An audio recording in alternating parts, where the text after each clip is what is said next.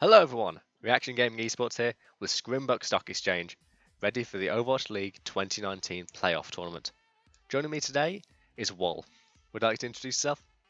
Hi guys, I'm Wol. I make content on the Overwatch League, Overwatch World Cup, and Overwatch Contenders. Great to be here. Glad to have you here, Wol.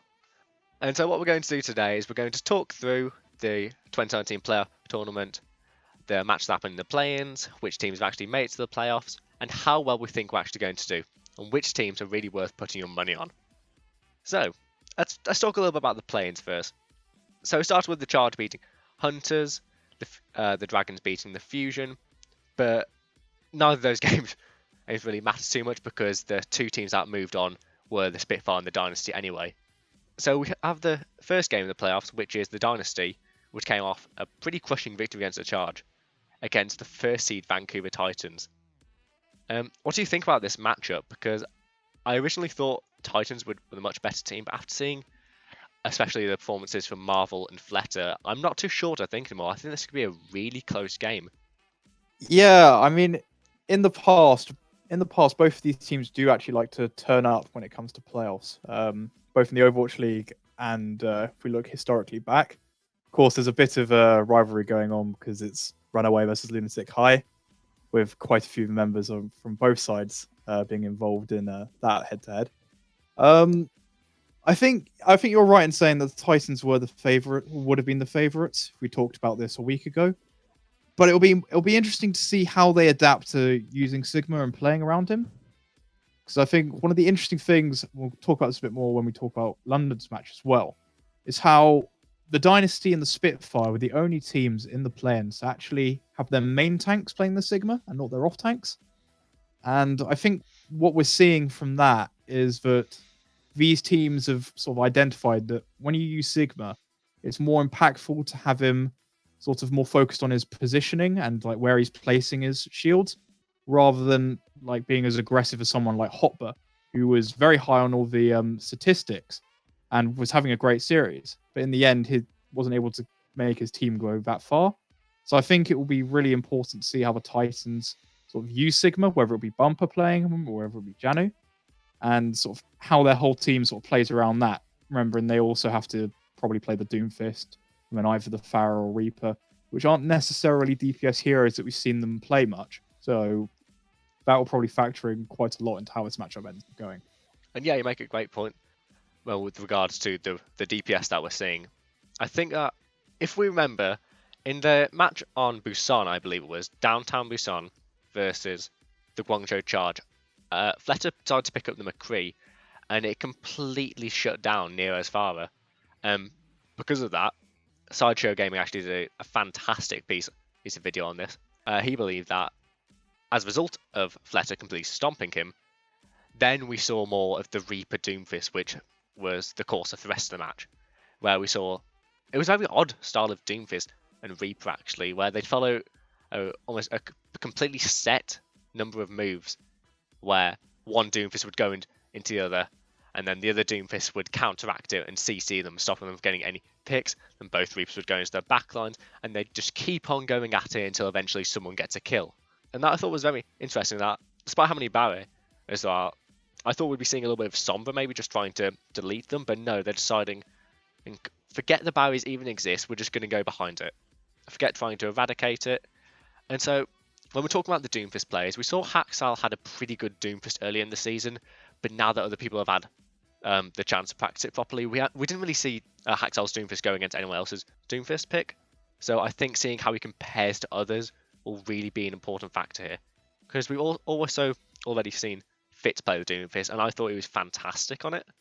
And also Fleta on the Reaper. So I'm really not too sure who comes out better in the DPS scenario, but I will give a slight edge to Dynasty, because I don't really think that Vancouver's DPS have been, let's say, the best in the league recently.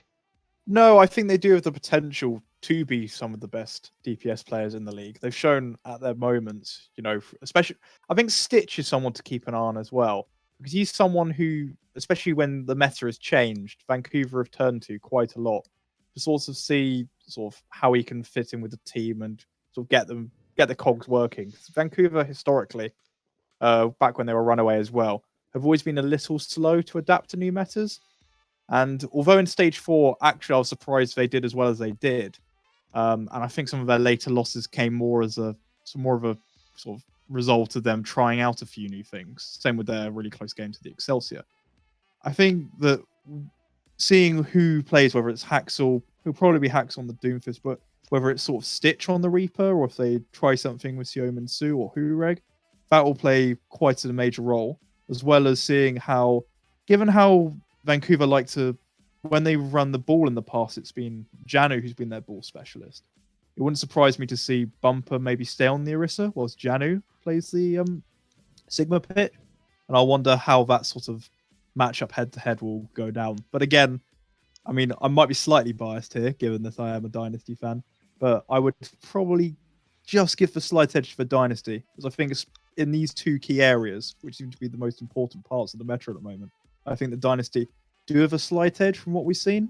But as I say, because we haven't seen the Titans at all in this meta, that's kind of a hard thing to say at the moment. If I'm going to be honest, I actually agree with you here. I do see the Dynasty actually being able to pull off the upset against Vancouver Titans.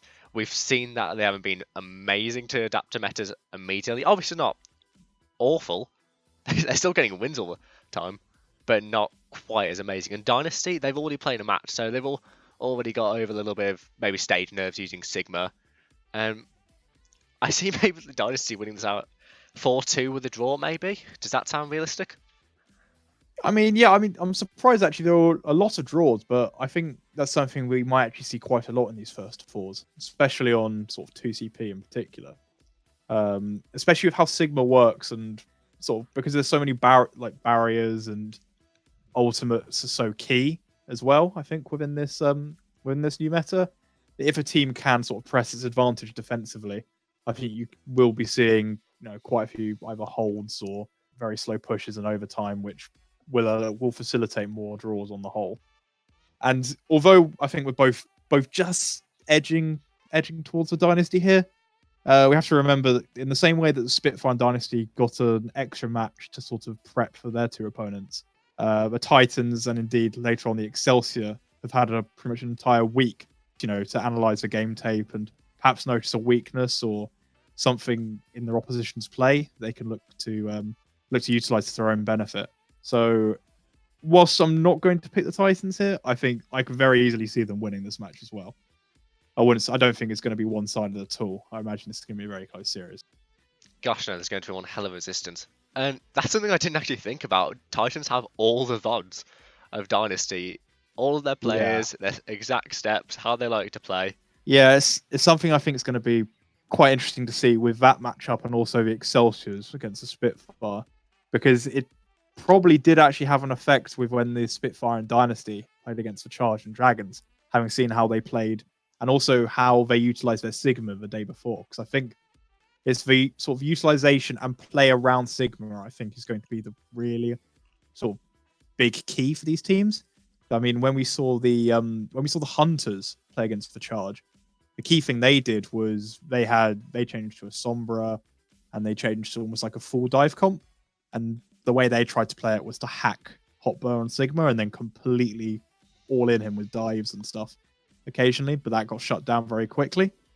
So whilst obviously we won't see that strategy, because both the Titans and Excelsior have seen how Seoul and London like to play around with their Sigma, and sort of in a way in a more sort of passive style to someone like Hotbar, they may try and build a strategy around dealing with that, whether that involves a Doomfist or whatever. But I think this extra week should give them the edge in preparation. But come the game, I'm still going to just slightly edge for Dynasty with my personal preference. Yeah, and while we're not going to go into this debate right now, this does bring up the argument which is better for a team. Is it the extra week of prep time and taking a look at VODs, or is it that time on stage to get used to it? And that's that we're going to really see here, especially in this Titans versus Dynasty and Excelsior versus Spitfire. But we both agree here, surprisingly, that the Dynasty will just edge out the Titans. This is a risky pick, but I think I do see Dynasty winning it. Oh yeah, well, I mean, we're probably going to end up being wrong, and I'm going to be sad. It's fine. I thought Philly was going to beat Dragons. We all did, and we all thought Charles was going to beat Dynasty, except for Trid, the only person. I believed in Seoul. I always support Seoul and I always think they're gonna win. Oh, I mean, good. in what? Well, I had 2 brackets, so I kind of cheated anyway. Oh, my brackets are out the window at this point. But then we move on to Spark and Gladiators, which I think is this one could go either way. I mean, we're both going to make a pick here, but let's be honest, none of us really have a clue. No, I think it's one of the hardest ones to really judge because stage 4 for both of these squads was really well. I think it's really weird to judge them because they were kind of all over the place. Like, they had some good results, but equally some awful results as well. So that which just makes their sort of form going into the playoffs really inconsistent. And then when you add into the fact they've now got to contest with the new Sigma method, kind of, I don't know, it makes them really hard to sort of judge. I think it's definitely the hardest game to sort of pick a winner from.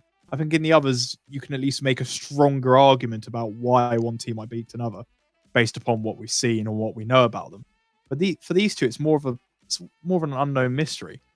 And the issue I have is, well, I can't remember the entire schedules of both teams off the top of my head. I can't remember any really quality wins in stage 4. I mean, Spark had they had Shanghai Dragons, Nuke Excelsior.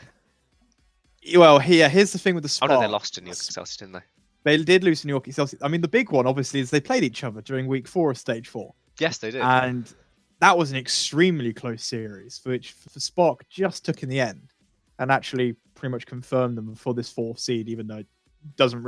all it's done is given them first map choice. Really. Which doesn't mean a fat lot in the grand scheme of things. Well, it might, but as I say, because it's weird, because Hangzhou were destroyed in the opening 2 weeks. They lost to Atlanta, then they lost to the Charge. Then they lost narrowly to New York, but at the time, New York were playing awful, and it wasn't only really till week 5 that we saw a really good performance from New York. And then they sort of beat a declining Hunters. They beat a awful Dallas side. They beat the Gladiators, who themselves have had an on and off stage, and then they smashed the Dragons 4-0, probably in the Spark's best performance of the stage. But at the same time, you could argue it was the Dragons' worst performance of the stage, and they were awful in stage 4. So you can't really judge anything from them. And then when you take a look at the Gladiators, I mean, week 1 kind of says it all. They beat the New York Excelsior quite convincingly, then lost to the Houston Outlaws, which it's a strange one. They then beat Chengdu 3-2 in week 2, and that, to their credit, Chengdu were playing very well at the time, so that's quite a good win.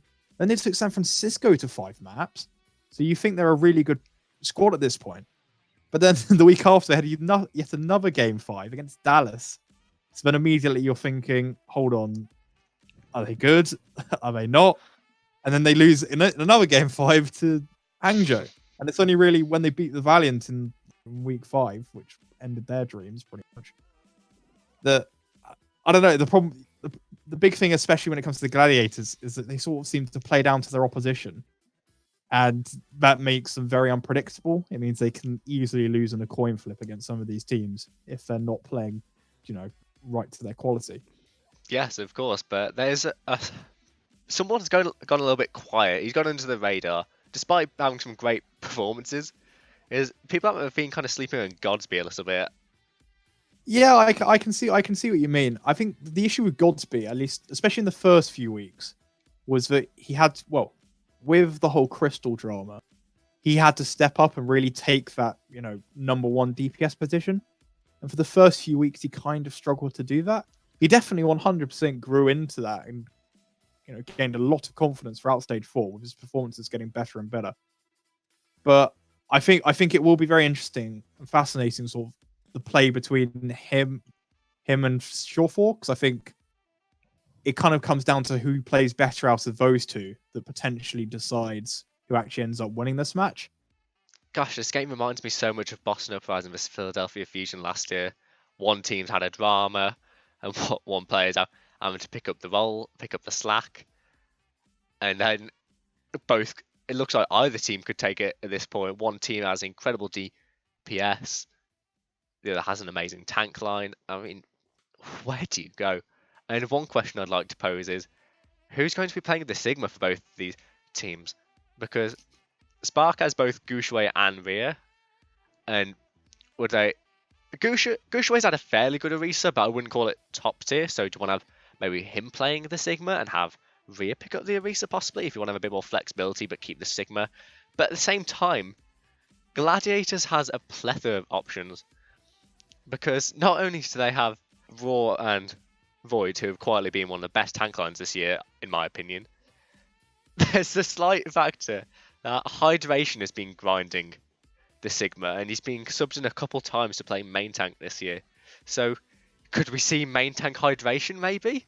That's a genuine point we have to talk about. Yeah, I mean, I think this also follows on from what we're going to see.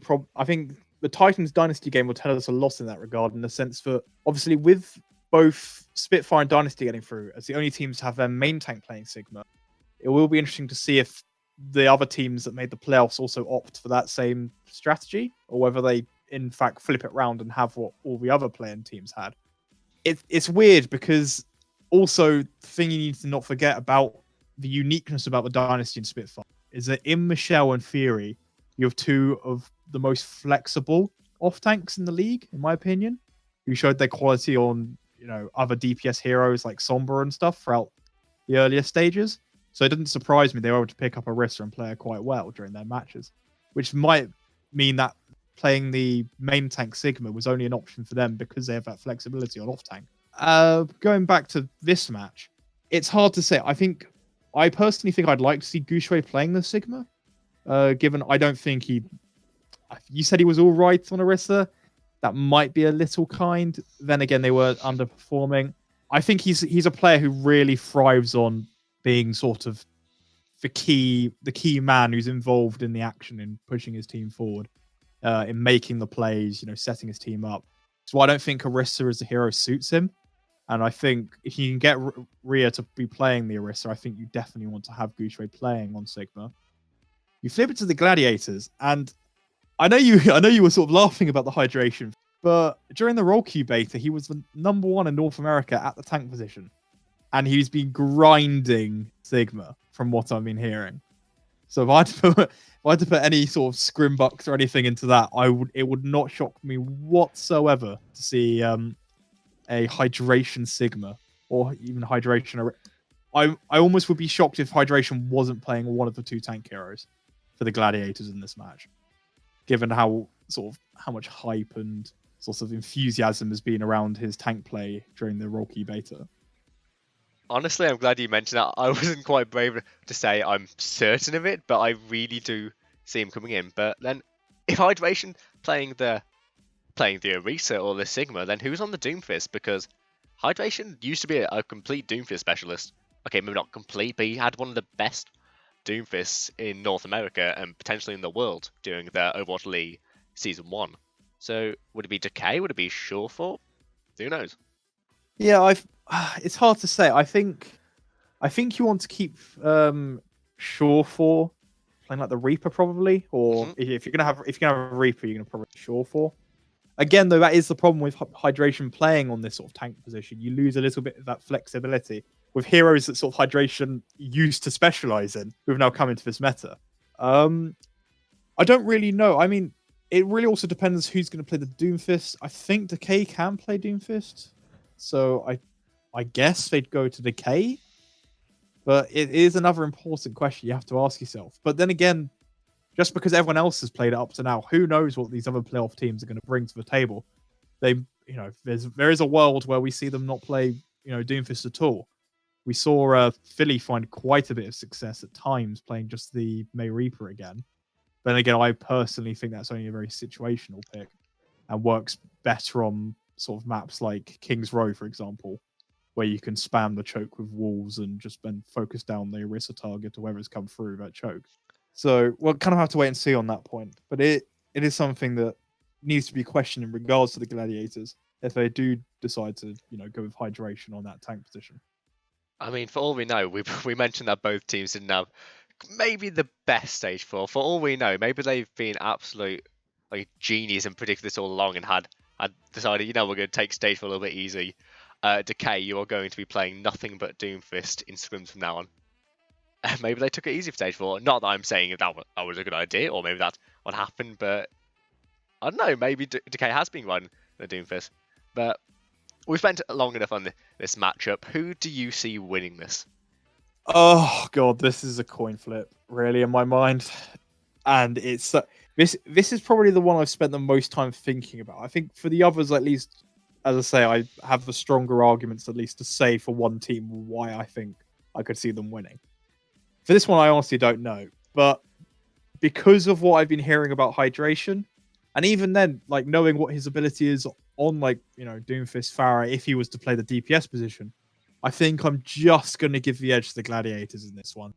Although I could easily see the Spark completely proving me wrong and ruining my bracket already. But yeah, I'm gonna stick with the Gladiators and go with them for this one. That's an interesting one because I see the Spark just winning because Gladiators just haven't really impressed me much. In general, even their peaks haven't been quite as high as the Spark's peaks have been. So I'm not going to put too much of my Scrim book stock on the Spark winning, but I do look forward to Hydration playing the tank role. But for the sake of moving this bracket forward, we'll go with your prediction and say the Gladiators win, which would then have a loser's bracket first round between Titans and Spark. But we'll leave that until afterwards. Well, until we finish off the quarterfinals of the winners bracket, which brings us on to the New York Excelsior versus the London Spitfire. On paper, a fantastic match. However, in reality, I actually don't think it is. I don't see this match being close at all. If anything, unless New York Excelsior Flower decides to become incredible and the rest of the team just decide they're going to step up their game massively from what they were doing in Stage 4, which was admittedly poor. I mean, we exist in a world where Florida Mayhem were debatably better than New York Excelsior, which I still shudder to think about. And Spitfire looked amazing in that previous match against the Dragons. Okay, maybe not amazing, but certainly strong. Because Dragons weren't a joke by any means. They were still a very competitive team with Young Jin on the Doomfist and Ding on the Farah.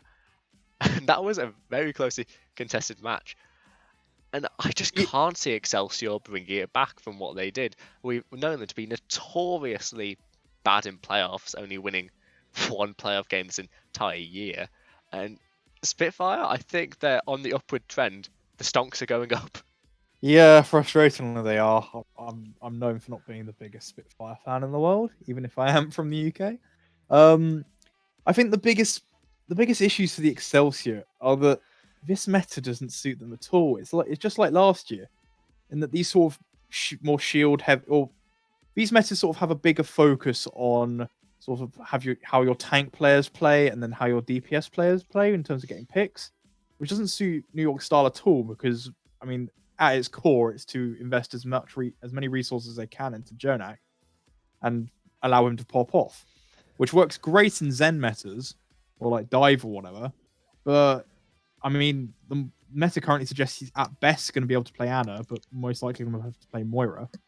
Mano has looked awful when playing Orisa. He's in a way he's exactly like Gushue in that he prefers to be a player, in the thick of the action and making the key plays to push his team forward. And just the rest of the squad in Stage 4 just generally just underwhelmed. So even if Meko does come in and not Meko, Flower come in and sort of start popping off on the Farah like he did in that Vancouver series at the end of Stage 4, I don't see it being enough. I mean, if I want to look at the positives though, from watching streams, Mano has been looking very good playing Sigma in the role Q beta. So again, I expect him to be the player playing Sigma, which will suit his playstyle a lot more, I think, than playing on Orisa. Absolutely, because I don't believe Meko hasn't been the most flexible player in the world, let's say. No, Meko's not had the most brilliant season, that said. But I think he could do a decent job on Orisa. But then again, he could be coming out the Sigmas, who knows? But I think also, given that it seems like Farah could play a key role in this meta as well, I think Flower could also sort of help this team be competitive at times. But I just think the Spitfire are too strong. It's just like last year in that they've got the they've just got the right measure at the right time. Their team just looks great. I mean, it was an interesting point you said about the Dragons as well. In the Fury came out in an interview after his match, and basically said that the Dragons are a super strong team, and he would almost regard them as like a top 6 team right now, which would explain why that was close, but also almost suggests that the Dragons are better than teams like the Excelsior, the Spark, Gladiators, etc.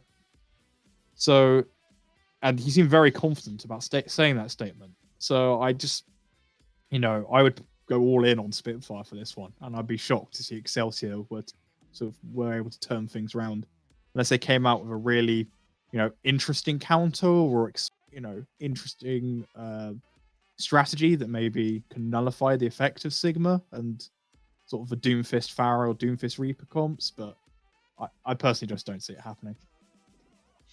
Yeah, a world would a part of me would love to see like them when some composition which just shuts down Sigma completely. Maybe they pull out like some mega cheese Winston Reaper rubbish that somehow manages to work. But the meta we have right now, I just can't see them taking this so far. I believe this is going to be a 4-1 victory in favour of the Spitfire. Yeah, I think just having a Spitfire win here quite convincingly, I don't think would shock too many people. The only 2 British in the Overwatch scene who are sad to see the Spitfire win. Oh, yep. Well, you can say that again. I don't want them to win again, but it's hard not to see them doing super well in these playoffs. I'm not gonna lie. I mean, the winners final, I think at least maybe. But a little bit salty from last year after, well, being a Philadelphia Fusion fan, you know how that went. Yikes. Yikes. Yeah, no, I can respect that. This brings us on to what is the most interesting matchup in my opinion, which is the San Francisco Shock versus the Atlanta Reign. You say interesting, and I'm gonna say a very hot take here. Okay, go on. I don't think it's nearly as close as people are billing it up to be.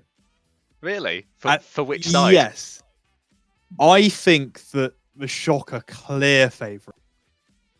And I will now explain myself. I'm not just going to leave that hanging in the air. Please do. So, with the Reign in Stage 4, I mean, yes, Erster popped off, but I think one of the key sort of areas where their team looked fantastic and superb was around FRD and his Roadhog. Mm-hmm. Now, that's not to say that he won't just switch. I mean, I would be very surprised if it was Popo playing the Sigma and not FRD. Or they could even bring back Dako, and that would be very interesting, because that would be an interesting dynamic to see as well, how Dako fits into all of it, because he may have been the one grinding Sigma. I don't know. I just don't see FRD having as much of an impact as he had in Stage 4. I think we're also seeing Moira be more important, that sort of lessens the effectiveness of Dogman, who have to now play Moira a bit less than the Ana. He might stay on the Ana, but from what we've been seeing, I think the Moira, the consistent heals that's provided by the Moira, and the fact that teams are starting to run the Lucio Moira more and more, I think that will gradually become sort of the meta support duo that we see from these teams. Yes, they looked sick, like when Baby Bay came in, was on Widow or whatever. I just don't. Who's their Doomfist player here? Is my question. I mean, I guess it's Enlair. I guess it's Enlair on Doomfist, and then Erster on Reaper, for example. But I don't know. I just don't think this team looks as threatening as it did in Stage 4. Not to mention, I think the Shock are going to be sick in this meta regardless. And I primarily put that down to their sort of tank position, which I think is absolutely ridiculously stacked. The heavy rumors, and I'm going to put a lot of scrim bucks into this, is that Nevix has been absolutely grinding for weeks on Sigma. He's super highly ranked across the hero and across the roles as well. So it wouldn't surprise me to see him finally get some stage time in the playoffs, no less. I mean, you've then got, if he then plays Sigma, or even if Choi Hyobin, who I think is very capable of playing Sigma as well, you've then got your choice for the Orisa, Super or Smurf. You could go either way for that. I then also just think that the DPS available for the Shock gives them a better opportunity to adapt to the meta, whether that be with Rascal playing Pharah, whoever's playing the Doomfist. I think they have players who can cover whether it's Doomfist Reaper or Doomfist Pharah. I think they have those players, whereas I'm not sure the Rain do. And just overall, I just think the Shock squad is just stronger than the Rain squad and will adapt much better to this meta than the Rain. I'm not saying the Rain are a bad squad, and I actually expect them to still go quite far when we actually then get to the losers bracket. But it wouldn't surprise me to see Shock, 4-1, 4-2 at worst this game and advance. Whereas I know a lot of people are expecting this to be a super close 4-3, or with potentially even the Rain looking even better. But I don't know. That's just my thoughts on it. If I'm going to be honest, you've just completely convinced me. If now that I think about it, truly, because I was a little bit concerned. Shock is like my secondary team, but at this point you've just put all fears to rest in me, and I do just see Shock confidently taking it now, because they have the better DPS for this meta. I mean, if you want Pharah, you've got Vasco, or even Architect. You want Doomfist, you've got Sinatra, you want Reaper. Pick whoever you want at this point. You've got 4 DPS players, go nuts. And then the tank line, I personally say Chuobin is potentially the best player in the world. Top 3 certainly, potentially the best. But you also bring up Nevix. I mean, if he's brought in, what tank line are we running with? I mean, we could. I mean, as I say, I don't know. I mean, they've got so much talent across all of the positions that will also make them really hard to prep for. Whereas, as far as I'm concerned, I just don't see the Rain playing anything other than Enlair, and I don't really see how Baby Bay fits into a lineup because the Widow hasn't looked strong in this double shield meta. So I think you have to have Enlair either playing the Pharah or Doom. If you can even play Doom, I don't know. You can. I'll give them the benefit of the doubt and say you can. And then you've probably got Urstrom the Reaper. But then again, also, who plays for Sigma in that? It's kind of hard. It's kind of hard to say. I think Atlanta are a really strong squad and a really strong team. And I think that the 2-2-2 sort of pull pork meta we had with the May and either the Reaper or the Widowmaker or whatever, I think that suited Atlanta to a T. And they would definitely be one of the strongest teams in the league if that was still the meta, and they'll be arguably one of the favourites here. But I don't think this meta has actually done them kindly following the introduction of Sigma.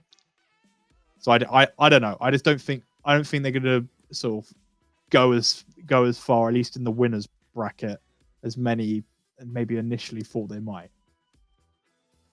Well, I've got to say, yeah, shocked. I'm going to say this. As much as I love the idea of Nevix coming back, I just don't see him. Chuobin and Smurf have been amazing. As I say, Chuobin, I'm going to repeat this again. Chuobin is a top 3 player in the world at this point. But it doesn't really matter what lineup Shock runs, let's be honest, because they have the strongest set of players in the league, except for maybe Titans, but I'd give Shock the edge in this one. So we both agree Shock is going to win this. What's the scoreline? Is it 4-1 or is it 4-2? Now we've talked about it. I don't see it being 4-3. Yeah, you can say 4-3. I'm as a hot take, I'd say 4-1. But I'll probably get that completely thrown in my face when the Rain pull off the victory. But yeah, let's wait and see for that one. Oh no, you've convinced me. I don't think it's going to be 4-3 anymore. I see maybe 4-1 or 4-2. As much as I'd love to see Rain, and honestly, I think the best thing we're going to see from this is maybe just a Fran walking them onto the stage. Maybe, perhaps. Or is that, we can dream. Or is that say from when they pull off a losers bracket upset and then meet them in the grand finals? Comes back in the rooster costume. Maybe. But yeah. So we've discussed all the teams of this now, so we can move on a little bit faster. We'll continue through the winners bracket and then go on to the losers bracket. So we've then got the Dynasty versus the Gladiator. There's no Fisher drama here. This is just pure gameplay. At this point, anyone could take it, but I do see Dynasty as better overall from what we've seen so far. I think the peak they've reached here, just honestly manhandling Charge at some point, especially manhandling Nero at points with Fletter and McCree, and just having superior coordination with the pull punches and teleports into the back line. I see Dynasty taking this in a 4-2. Yeah, I mean, if the Dynasty have made it to the semi-finals, I think they're the clear favourites in this one. If they've beaten the Charge, who look super strong, and if they then actually end up beating the Titan, which of course that game, I think that game's going to be really close, nonetheless. So I think if they're able to overcome the Titans, the Spark Gladiators game, I think, is probably the weakest in terms of like the combined strength of both teams right now, I'd have to say. So I think if the Dynasty are able to overcome Titans, I see them especially rolling on through into this one with momentum and picking up the win here as well. Absolutely. I think the three worst teams in this playoff tournament are the Excelsior, Spark, and Gladiators. And while I personally believe Spark's a little bit better than those two, I don't see, even if Gladiators do beat Spark, I don't see them going too much further. So we both agree Dynasty are going to take the win. Honestly, I think against whichever team comes out against this, or even if Titan win, I think whoever comes from the top match is going to be the bottom match, no matter what. But for the sake of our bracket, we have Dynasty moving on to the winners' final. This next winners' semi-final, this could be a finals match right here. This is the London Spitfire in a white hot stage right now versus the San Francisco Shock. Yeah, I mean, you could argue this is an early look at the grand finals.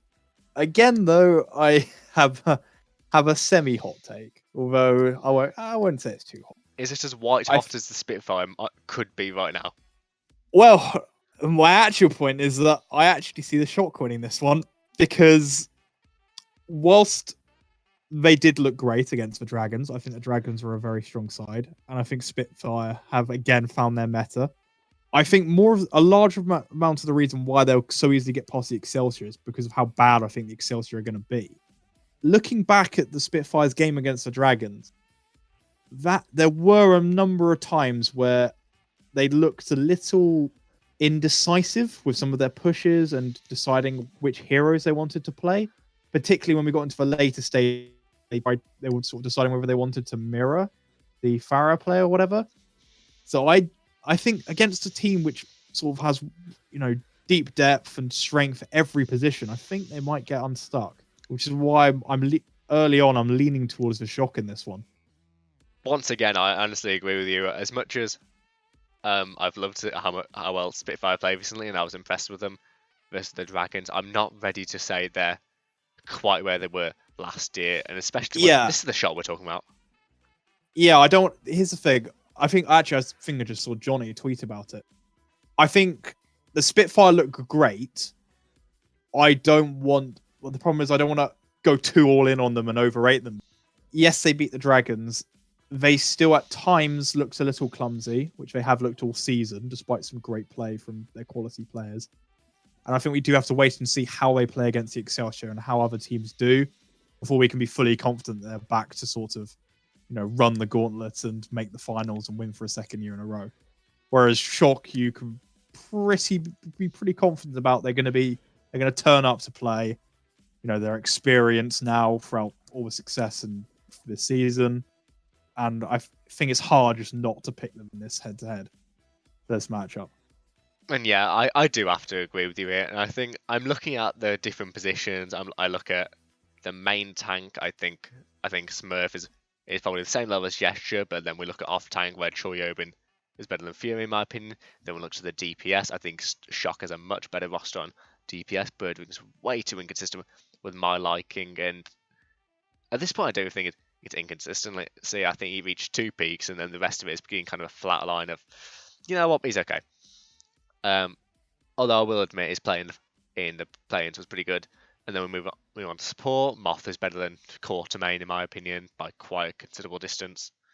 And actually Bedosian and Violet are fairly equal, but overall Shock has a much better pool of talent. And honestly, they're having a load of fun playing the game together. So the synergy is fantastic. They've been winning all year. They're riding a high and they're ready to crush. And that's why I'm going to have to say the Shock definitely win this. Move on to a winners final against the Dynasty. Well, I see Shock winning again. I just don't see them losing outside of a grand final. Yeah, I mean, I love the Dynasty. If they've managed to beat the Titans and Gladiators, I definitely think they'll put up more of a fight than they have in their previous sort of what was it Router Rumble matchups against the Shock. But if Shock have beaten Rain and have beaten Spitfire to get to this point, I think you have to knock them on the head as the absolute favourites.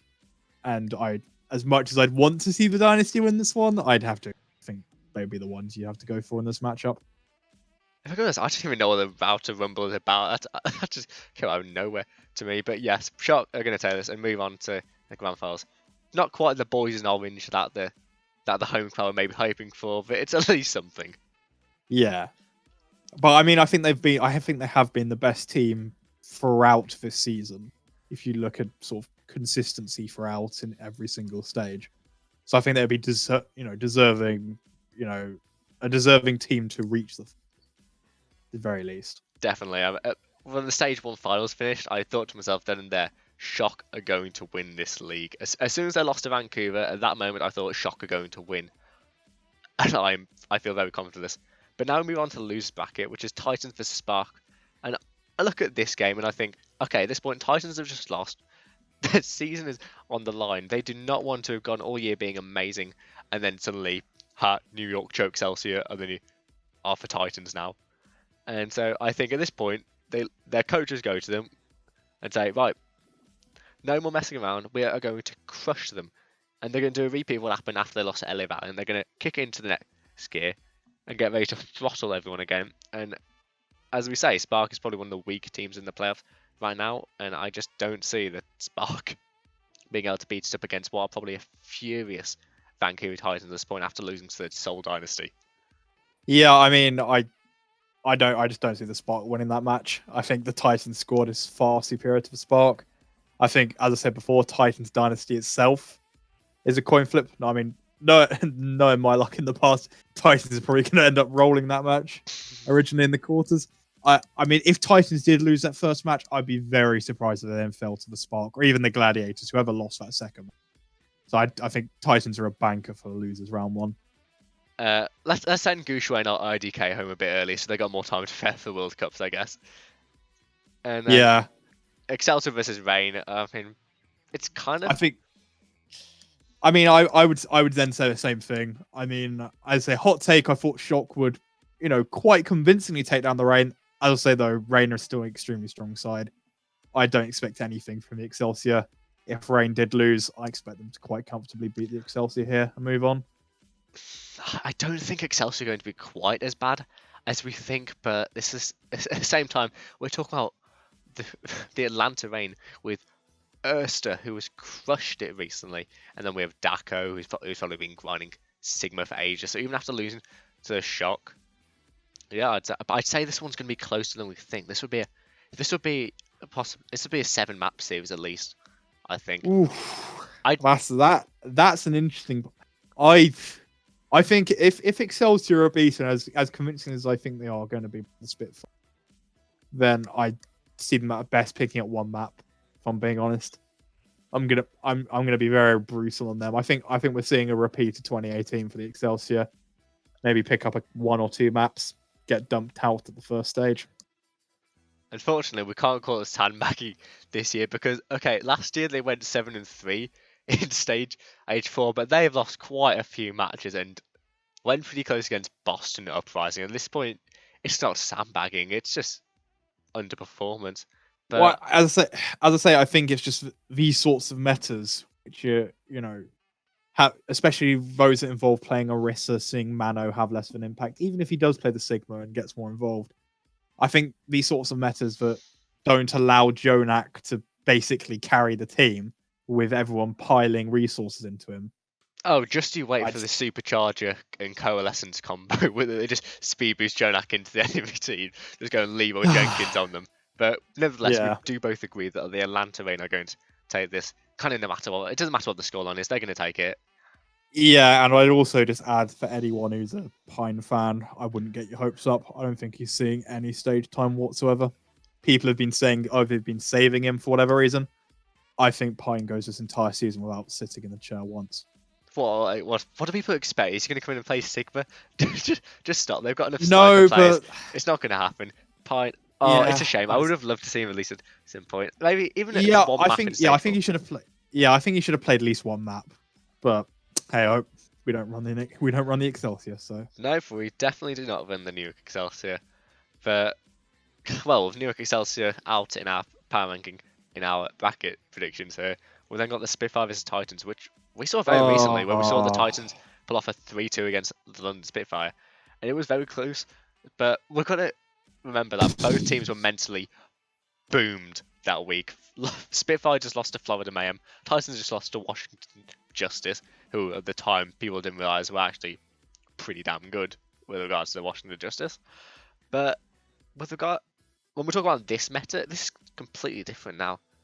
And who do we see taking it, especially with a reset mindset?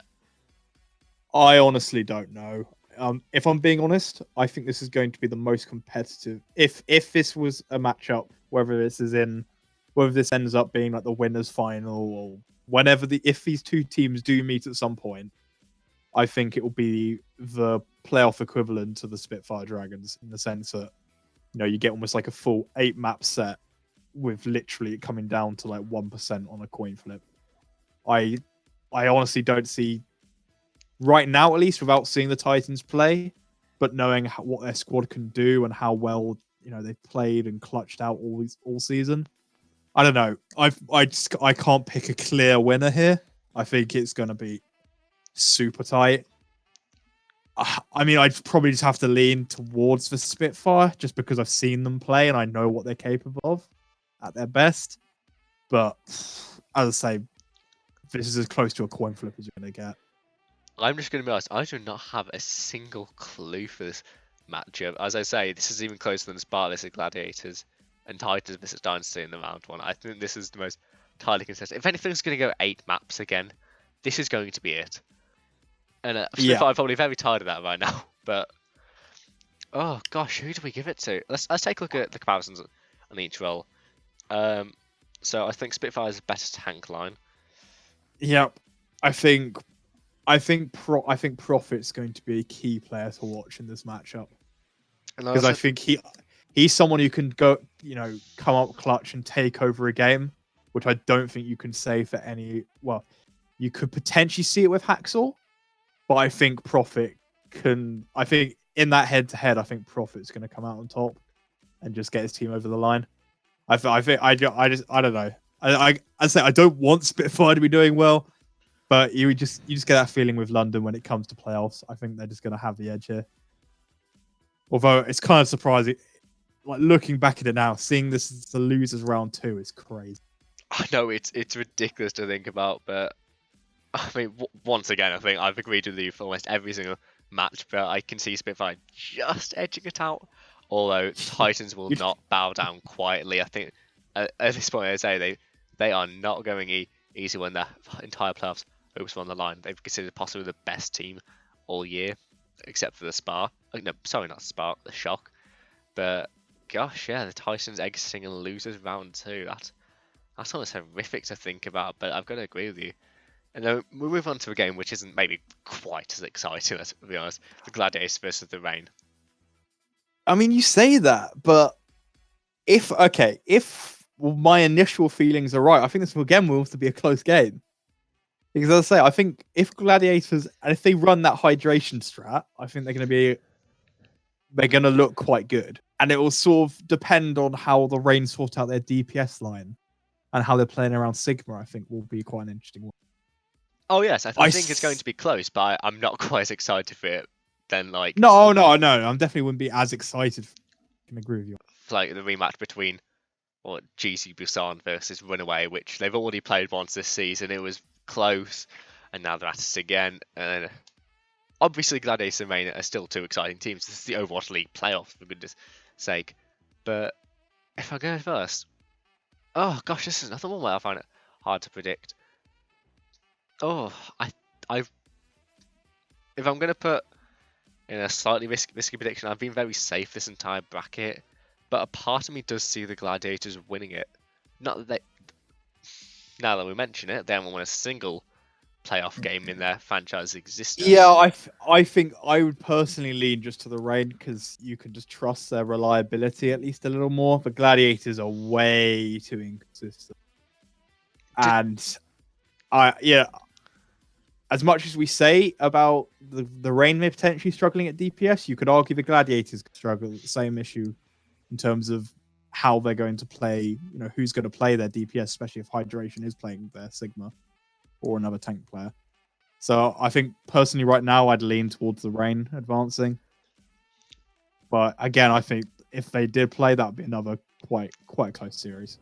Let's be honest, I don't think it really matters who wins this game. I think whoever goes on is about to get crushed by Spitfire. But we'll go. Maybe not crush, but I do think Spitfire are coming out losers round 3. Okay, not crush, but if they've beaten Titans, I think I would agree. Whichever goes free from Gladiators or getting beaten by the Spitfire. And now we're getting to seriously scary territory, thinking that Spitfire made it to the losers finals against Seoul Dynasty. And once again, I really hope we get to see this matchup after Dynasty have made it all the way from not making it last year, releasing Fisher this year along with Munchkin. I mean, who would have thought we'd be releasing an MVP candidate from last year?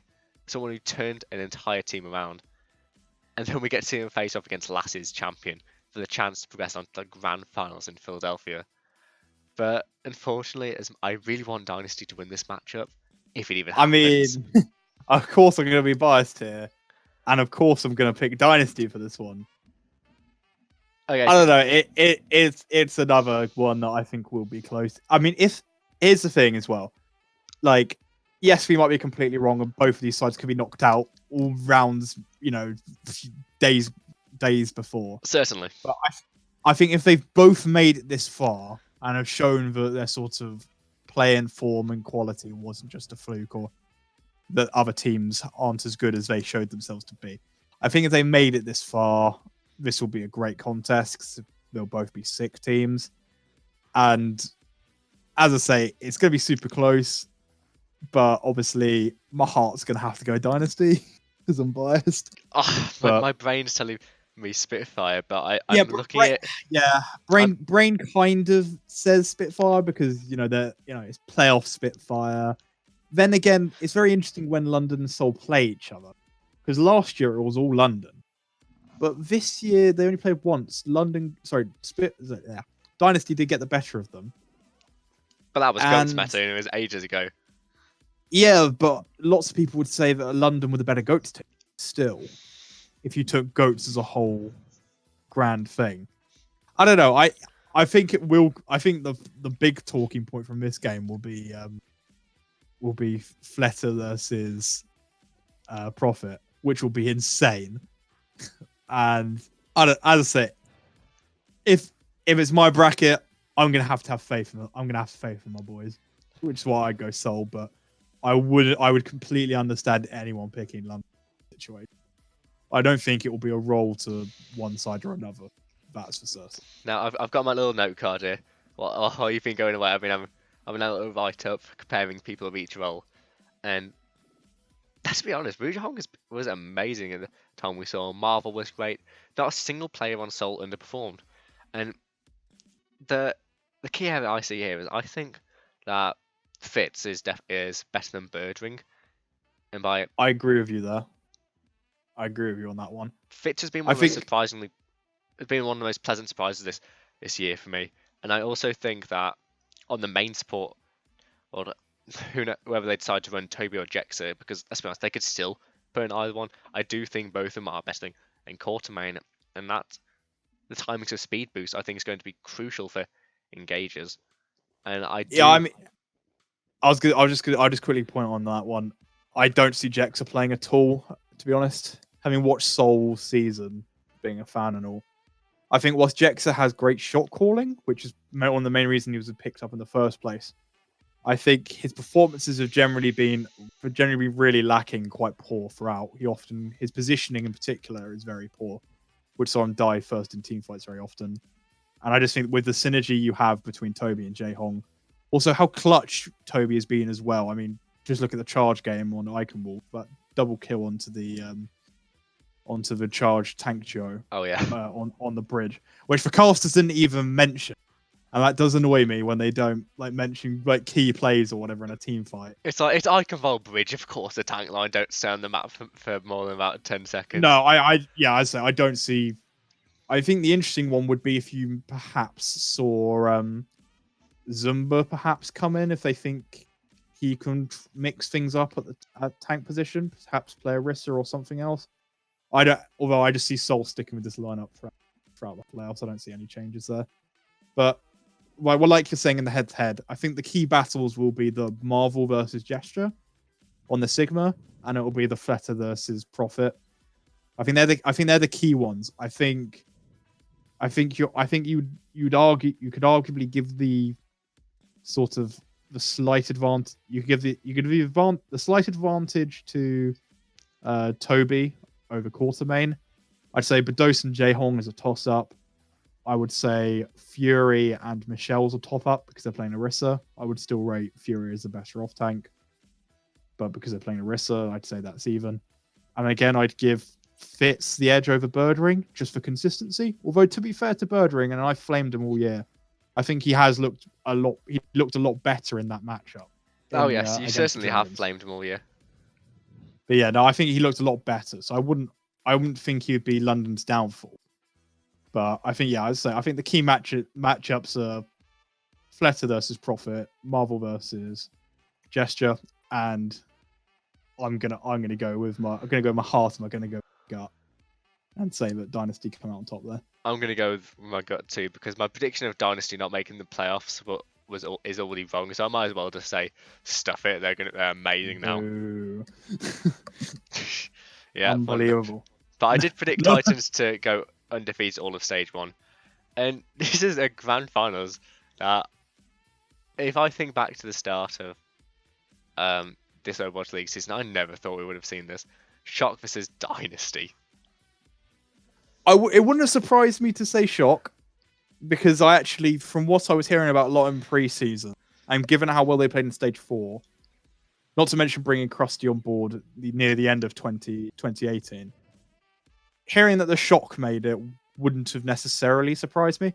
Hearing Dynasty made it would have surprised me, although I'd have loved to have heard it, just because, you know, Soul really disappointed in 2018. Any fan can tell you that. Even this year, I think if Soul did go on to win it, I would have no complaints in anyone saying it's a repeat of 2018, where a slightly better than average team got the right meta at the right time and rode it to win. They weren't like the best team throughout, which I think you can say for 2018 as well in regards to London. But what a story that would be. Now, if we think about this, in my mind, I see the Shock as just so many levels above everyone else. And I think we should have a bit more of a conversation about this finals, because there have been so many matches in this losers bracket where we both agreed it could go either way. Titans could have beat Spitfire, the Spitfire could have beat the Dynasty. So let's talk a little bit more. So do we both agree that the Shock would beat the Dynasty in the finals? No. No, because I've got to have faith, because I think if Dynasty, yes, they may have lost in the winners final, they will have got tape on Shock, because bear in mind there's a whole week before Grand Final. I think if Dynasty were to lose to Shock in winners final and then come out and then beat Spitfire, I think they've regained their composure and momentum. I think they then get to, take stock, see what the Shock are running. I think if the Shock run the Doomfist Pharaoh, which I think will be their preferred option, just thinking about, what they have in terms of which players they have, I think if Fleta performs to his peak, I can see Dynasty shutting that down. And even if you argue the rest of the squad of the Shock is better than the Dynasty, and I wouldn't debate that for 1 second, the Shock have shown on occasions throughout this season that at times they can sort of lose the plot a bit, because they're quite an emotional team. So if stuff starts riding the wrong way, I think that could affect how things go. That is certainly true. Gosh, looking back at the Chengdu match or the Houston Outlaws match from before, but yeah, exactly. Mate, this is my video. I'm gonna say Shock win. I'm really sorry, but I see Shock winning this. But let's also talk about That's fine. I mean, I'll say if it came down to this, I would 100% put all my back in towards Dynasty, even if everything told me that Shock were gonna win. But I wouldn't be a true fan if my team didn't make the final and I didn't pick them. That's true. But if we talk about this, I see the Vancouver Titans, the London Spitfire, and the Seoul Dynasty all at the same level right now. So let's talk about, say, if Titans made the finals or Spitfire.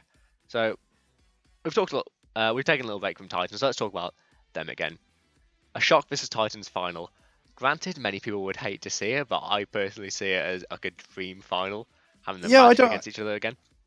Yeah, I don't see why people why people would hate it. I mean, if anything, it's the perfect storyline for the league to play off of.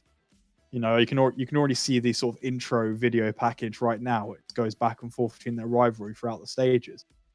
You know, between stage 1, stage 2. Look at their fight in stage 4 as well. That was really close. The interesting thing about stage 4 is that it was still close despite both teams, you know, trialing a few things out and not playing up to their absolute best standard.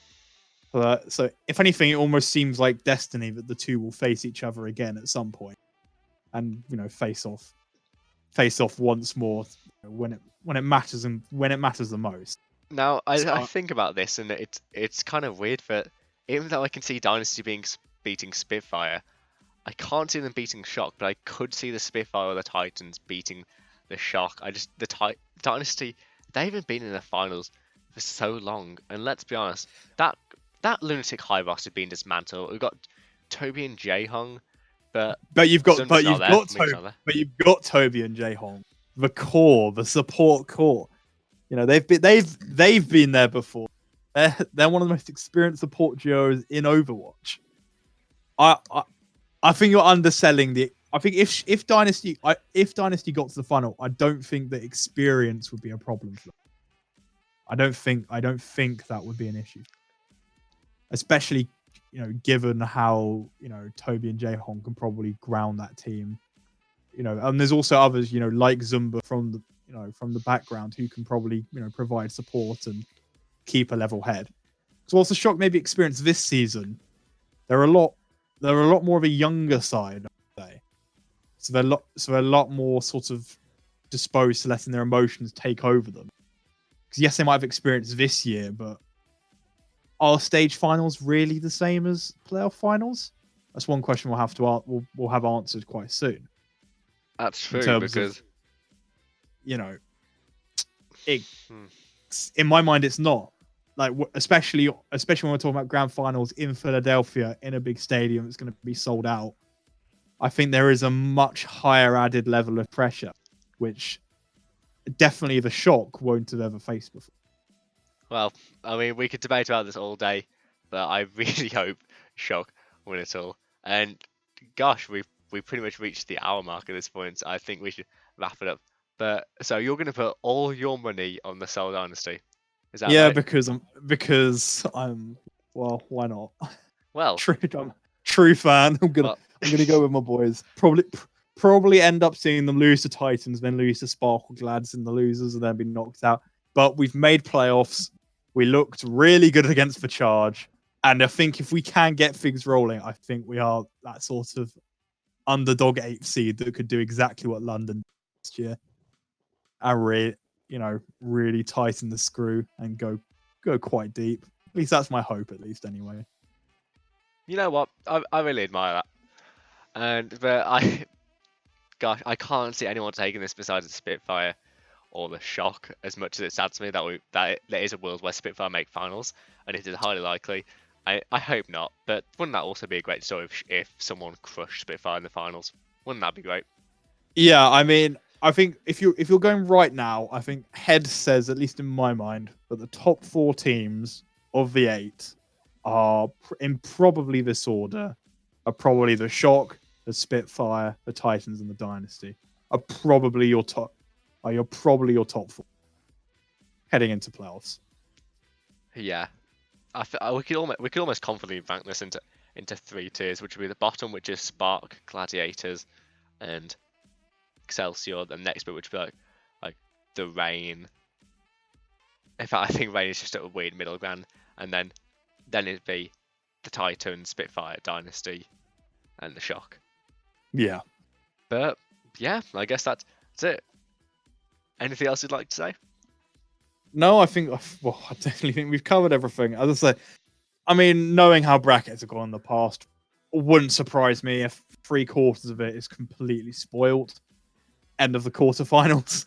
So, yes, by all means, listen to what we said. Make your own opinion as well on what you think is gonna happen. Obviously, you're buying Scrim bucks. You don't want to go all in necessarily on what you hear from one person. You want to hear what other people have to say as well.